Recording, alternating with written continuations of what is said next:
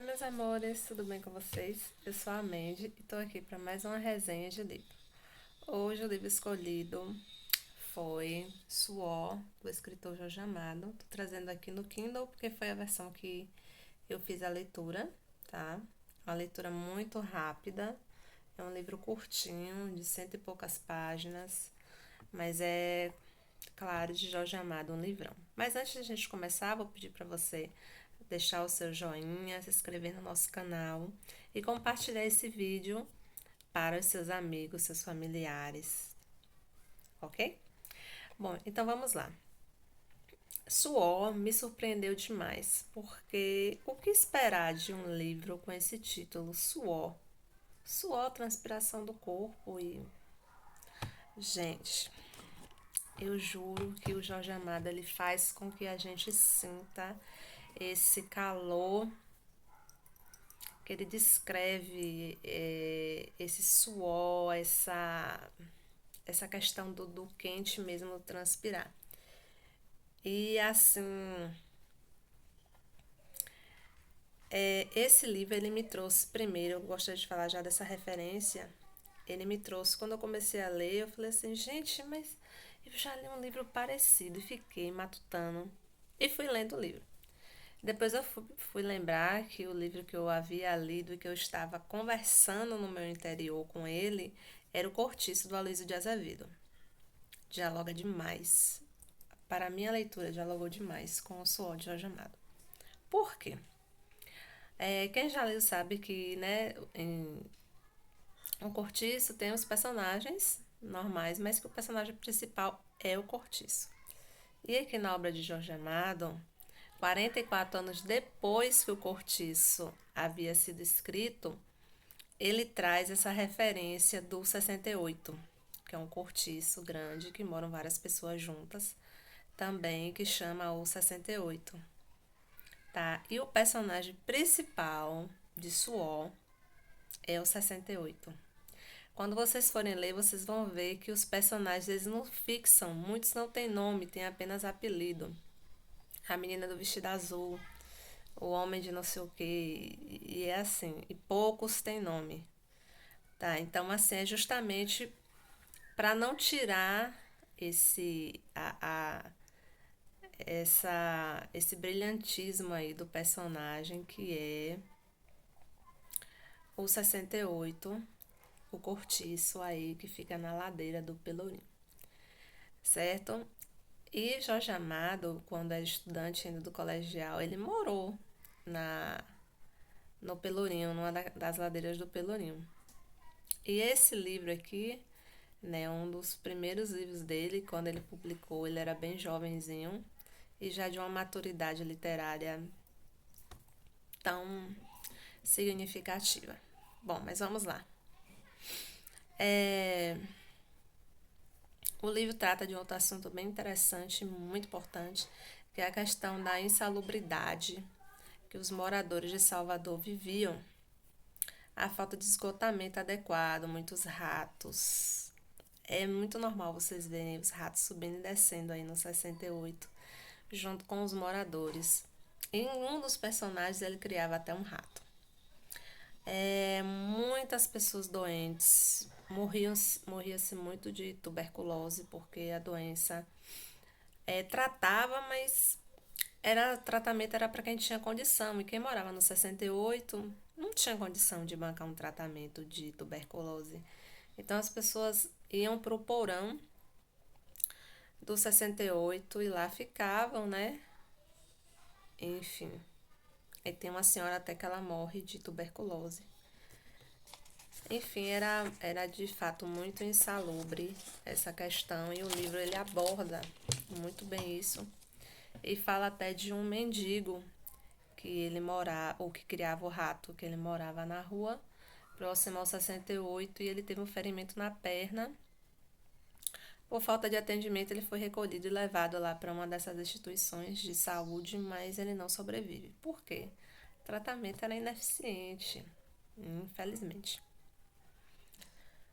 Então, como eu falei, a história ela desenrola no prédio do 68, né, que era um cortiço, e no fundo desse prédio existia um outro cortiço E aí todas essas pessoas usavam a mesma latrina, né? O mesmo sanitário, enfim. E até aparece lá uma certa feita um fiscal da prefeitura, e porque tinha que pagar um tributo por conta da latrina, porque estava sujo, porque estava isso, porque estava aquilo. Era uma fiscalização, mas que no final das contas não resolvia. Multava, mas não ia resolver aquele problema do esgotamento, enfim, do problema ali da latrina. Pense aí, várias pessoas morando coletivamente, todas usando o mesmo banheiro. E que não tinha essa tecnologia que nós temos hoje. Não sei nem se posso chamar de tecnologia. Mas a organização de sanitário, banheiro que nós temos hoje não era a mesma do 68. Então, outra questão que fala muito é a falta de emprego, né? Que muitas pessoas passavam necessidade. E o Jorge Amado traz isso em Suor. Desemprego, a vida difícil. Aí fiquei pensando, falei, gente, esse livro foi escrito há alguns anos atrás e hoje a gente vê que ainda é realidade de muitas pessoas. A realidade difícil de faltar o alimento à mesa, de faltar o emprego, e se ele frisa muito, e é algo que está ainda, infelizmente, hoje, nos anos de 2023, ainda está acontecendo. É, a questão também que ele fala, ou outra questão interessante, é as pessoas conseguiam emprego e se ela se acidentasse não tinha as leis trabalhistas que nós temos hoje, que de certa forma apoia e dá uma condição mínima para o trabalhador se recuperar. Tanto que tem uma situação aqui que eu até vou ler aqui um trechinho do livro para depois explicar para vocês. A máquina lhe levou os dois braços, um de cada vez. Quando por um descuido perder o primeiro, o dono da fábrica lhe arranjou, por favor, um outro lugar, junto outra máquina, de salário menor e com mesmo perigo. Esse personagem, que é o Arthur, esse tem nome, Arthur, ele perde os dois braços em uma fábrica. Ele recebia um salário até perder o primeiro braço. Quando ele perde o segundo braço, ele, por favor, do dono da fábrica, arranja um outro lugar para ele continuar trabalhando. Mas pelo fato de ele só ter um braço, que ele perdeu ali naquele trabalho, ele vai ganhar menos. E ele não teve assistência para se recuperar e tempos depois ele perde o outro braço. E assim, a história de Arthur me chamou muita atenção, me doeu, porque depois de tudo ele começou a ser chamado pela comunidade ali do Pelourinho de Cotoco e Maneta pela meninada. E toda vez que ele saía de casa, com o passar do tempo, começaram a chamá-lo de pega pra capar.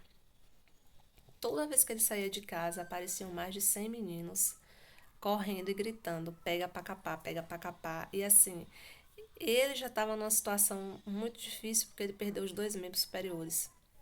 Desempregado, sem condição financeira de se bancar, morando no 68, aluguéis atrasados. Além de ter toda essa questão psicológica que ele vinha sofrendo, ele ainda sofria esse bullying dos meninos da ladeira e ninguém entrava no meio para poder ajudá-lo. A polícia via, mas não fazia nada, pelo contrário, ficava rindo com desdém e descaso. Mas uma dessas cenas me doeu tanto que a vontade que eu tinha era de entrar no livro e falar: não, gente, para, e fazer uma conscientização daqueles meninos. Porque é muito chocante a cena, é muito dolorosa. Então é outro ponto aí também da questão do preconceito com a pessoa, né, com deficiência física, que o Jorge Amado traz. Ele também vai falar sobre as greves de trabalho, porque os trabalhadores começaram a se juntar logo no final do livro, falando, reivindicar seus direitos, melhorias de trabalho, de condição de trabalho, etc.